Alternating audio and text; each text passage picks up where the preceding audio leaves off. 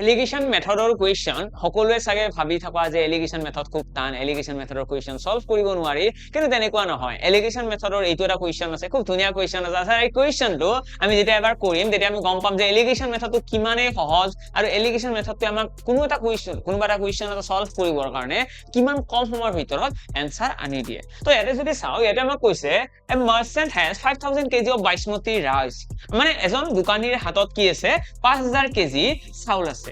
এই চাউলখিনি দোকানীজনে দুটা লাভত বিক্ৰী কৰিব, এটা হৈছে 20% লাভত আৰু এটা হৈছে 35% প্ৰফিটত।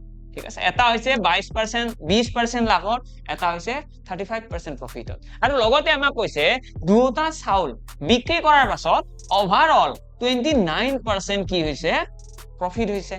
আমি মনত কি ৰাখিব লাগে, এলিগেশ্যন মেথড সেইবিলাক কুৱেশ্যনত ব্যৱহাৰ হ'ব য'ত এটা কম্বাইন বস্তু এটা দুটা বেলেগ বেলেগ পাৰ্চেন্টেজত ডিভাইড কৰা হৈছে আৰু ওভাৰঅল কিবা এটা পাৰ্চেন্টেজ দিয়া আছে। এতিয়া ইয়াতে আমাক কি কৈছে, এটা কৈছে এইটো প্ৰফিট, এটা কৈছে এইটো প্ৰফিট, আৰু ওভাৰঅল আমাৰ ইমানখিনি প্ৰফিট হৈছে, অৰ্থাৎ ইয়াতে এলিগেশ্যন ইউজ হ'ব। এলিগেশ্যন কেনেকৈ ইউজ কৰে তাৰ কাৰণে এইটো ষ্ট্ৰাকচাৰত গোটেইখিনি লিখি ল'বা। দেন যোনটো ডাঙৰ আছে ডাঙৰৰ পৰা সৰুটো বিয়োগ, ডাঙৰৰ পৰা সৰু বিয়োগ, 35 পৰা 29 বিয়োগ কৰিলে কি থাকিব 6, 29ৰ পৰা 20 বিয়োগ কৰিলে কি থাকিব 9।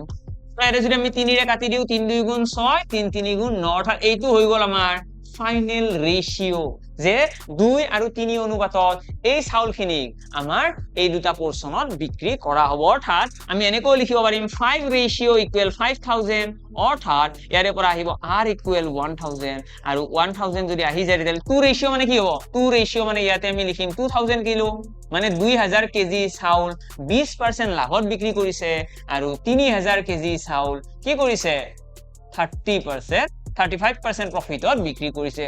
আহি গ'ল কাৰেক্ট আনসাৰ।